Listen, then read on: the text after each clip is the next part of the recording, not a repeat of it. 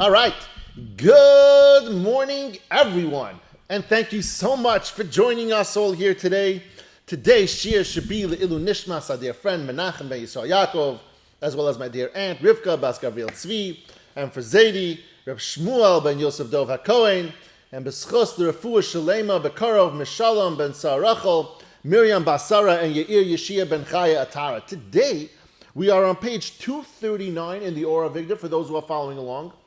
And we're going to finish up this part over here where it talks about the mistakes that this person might make, the person who lacks Bitachon today, in the essence that he thinks that the money is his and he thinks that he has power and dictates the outcome of his employees, that they think that they're the boss and they have the ability to dictate how much money their employees can make today, this year, 2024, 2025, and they think that that's where it lies.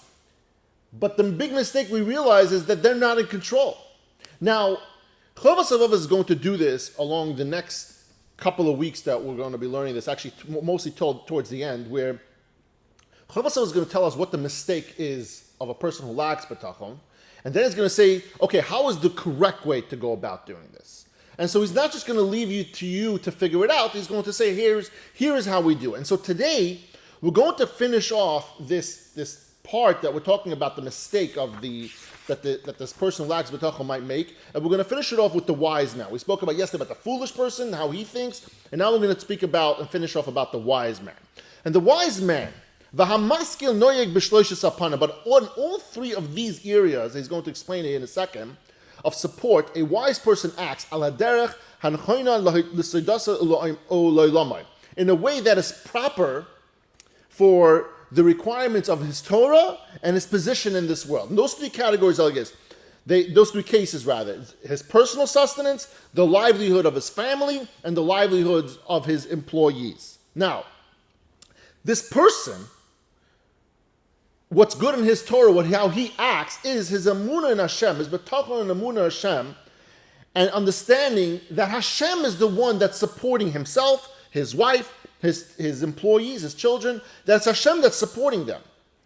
And this is his underlying understanding of his day-to-day is that he is not the one that's supporting his wife and children. He is the one that is doing his ishtadlis, and Hashem is giving him the ability to provide for them. And the mindset here is that he is just a funnel, that he is the pipeline, that he is the vessel of which Hashem is using currently in order to make sure that his wife, his children, and his employees are getting what they need in order to put food on the table and to live a beautiful life. And he acts properly in his trust in the capability of Hashem to provide him with a living and with possessions. And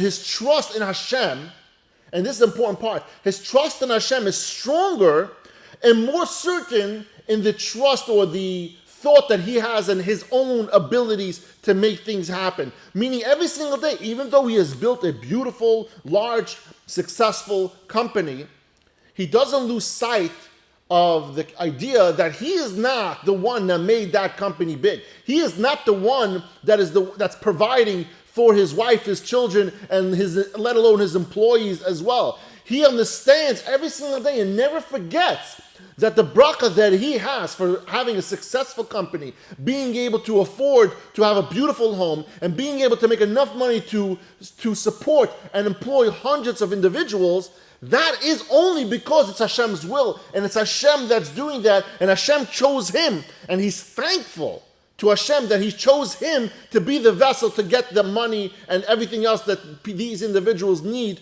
to them.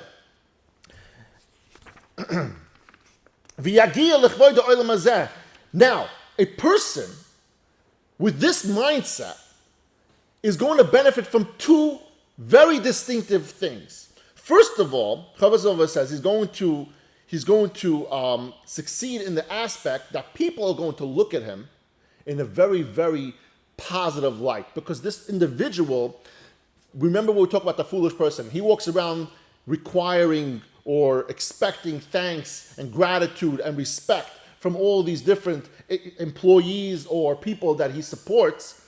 And the mistake he makes is that he thinks that he's the one who's making it happen. Really, it's Hashem.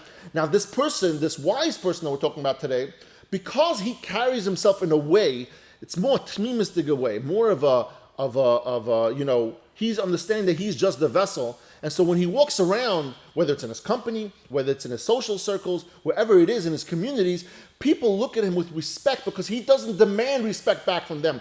He says, I'm just doing my part. I'm just the conduit to make things happen.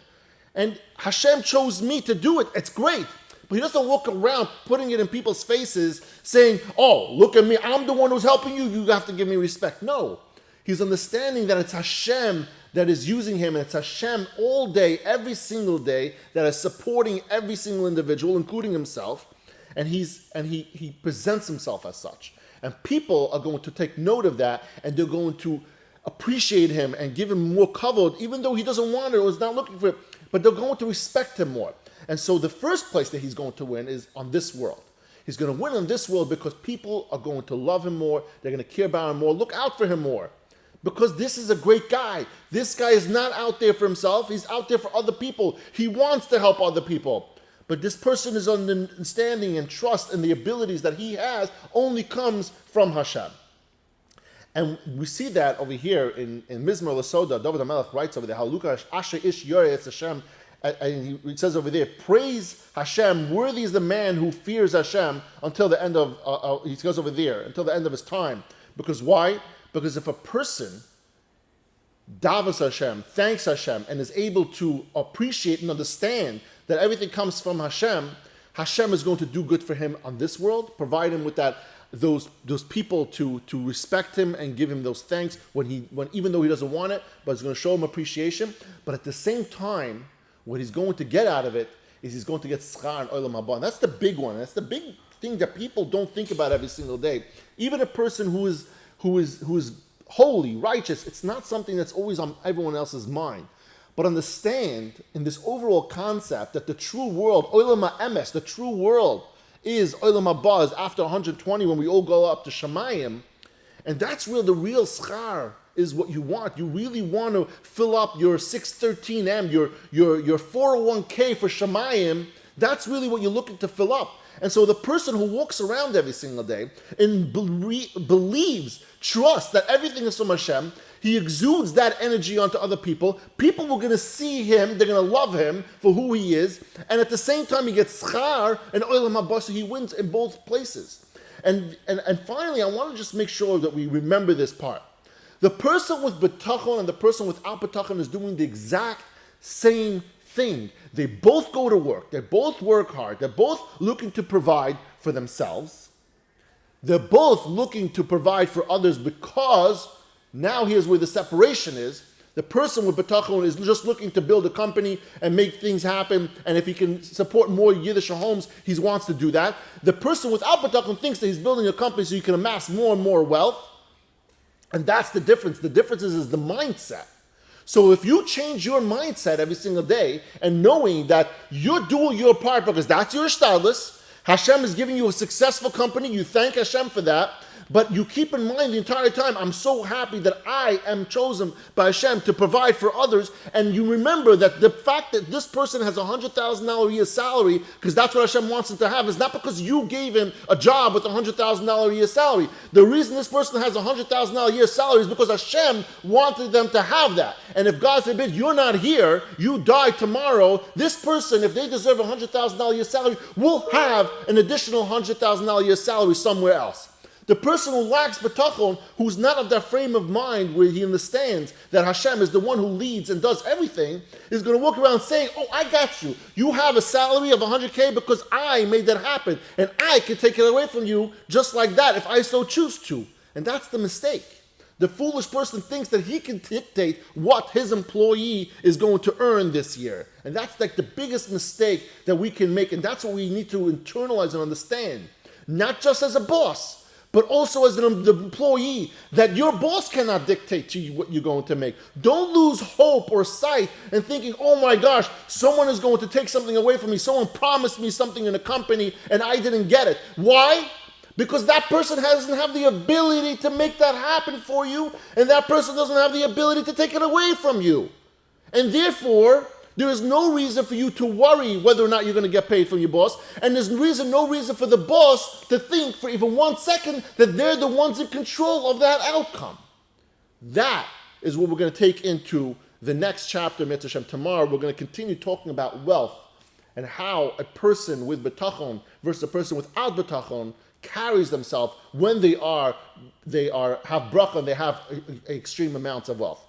Thank you, everyone, for joining us all here today. And as always, I love you all.